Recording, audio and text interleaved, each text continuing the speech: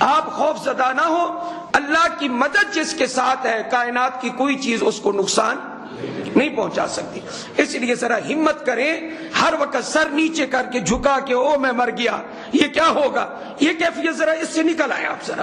انشاءاللہ العزیز کائنات بڑی نہیں ہے، کائنات میں وائرس بڑا نہیں ہے، ان چیزوں کو پیدا کرنے والا میرا رب سب سے بڑا ہے، اس کی قدرت سب سے اعلیٰ ہے۔ کچھ لوگ کہہ رہے ہیں یہ مذہبی لوگ آج کی سائنس کو نہیں مانتے، نہیں ایسی کوئی بات نہیں ہے۔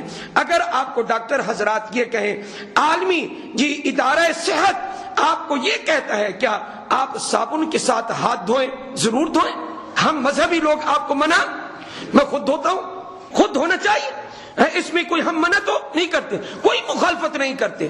ہاں آپ کو اگر مثال کے طور پر نزلہ ہے، زکام ہے، آپ اس کا علاج کروائیں، ہم اس کے بھی کیا نہیں ہے، مخالف نہیں ہے۔ آپ اپنی طہارت رکھیں، آپ اپنی صفائی رکھیں، آپ اپنے منہ کو صاف کریں، اور منہ کو صاف کرنے کا سب سے بہترین طریقہ وہ ہے کہ سائنس آج تک وہاں نہیں پہنچی جہاں تک میرا نبی پہنچ چکا ہے صلی اللہ۔ سب سے بہترین طریقہ وہ ہے مسواک، السواک مطہرۃ للفم ومرصاۃ للرب، حدیث صحیح، یہ حدیث بالکل درست اور صحیح ہے، تمام کتب کے اندر موجود ہے کہ مسواک کے دو فائدے۔ نمبر ایک مطہرۃ للفم، فرمایا منہ کی پاکیزگی کا سبب ہے اور رب تعالی کی خوشنودی کا سبب ہے۔ مسواک کرنے والے کو یہ اللہ پسند کرتا ہے۔ آپ اپنے منہ کو صاف رکھیں، آپ اس سے بچیں گے انشاءاللہ۔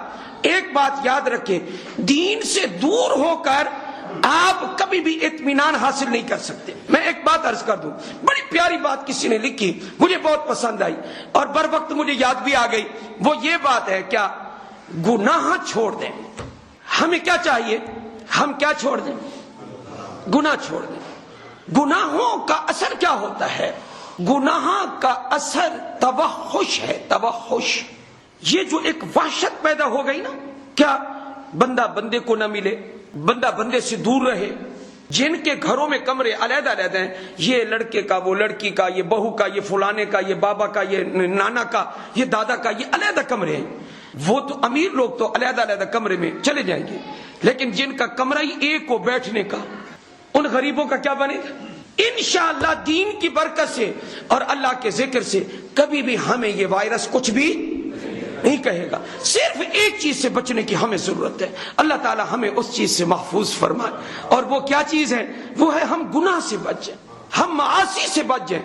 اگر ہم نے گناہ کیے نا تو اس کے بارے میں لکھا ہے گناہ کرنے والا مسجد سے بھی وحشت کھاتا ہے، مسجد کی طرف بھی نہیں آتا، وہ اپنے آپ سے بھی وحشت کھاتا ہے، وہ دوستوں سے بھی متوحش ہو جاتا ہے، وحشت آتی، نہیں میں نے نہیں ملنا، کسی کو نہیں ملنا۔ جب بندہ گناہ کرتا ہے آدمی کے اندر ایک وحشت پیدا ہو جاتی ہے۔ اور آگے ایک جملہ لکھا، اس نے میرے سینے کو چاک چاک کر دیا کہ جب بندہ گناہ کرتا ہے تو بندہ اپنے رب سے بھی وحشت کھاتا ہے، بندہ رب سے بھی دور ہو جاتا ہے۔ جب بندہ رب سے دور ہو گیا، مجھے بتاؤ کہ آپ پر رحم کون کرے گا؟ اس دنیا میں تو باپ بیٹے کا نہیں، بیٹا باپ کا نہیں، رشتہ دار کا نہیں، سب سے تعلق توڑ دیا۔ اب رحم کرنے والی ذات تو صرف رب اغفر ورحم وانت خیر الراحمین۔ اس لیے ہمیں چاہیے ہم ننگی فلمیں چھوڑ دیں، ہمیں چاہیے ہم فحاشی اریانی کو پھیلانے سے بچ جائیں، ہمیں چاہیے کہ ہم گناہوں سے بچیں، ہمیں چاہیے زنا سے لوگوں کو روکیں، ہمیں چاہیے ہم شراب سے روکیں۔ گناہ سے امت بچ جائے، انشاءاللہ یہ وائرس خود بخود ہی ختم ہو جائے گا۔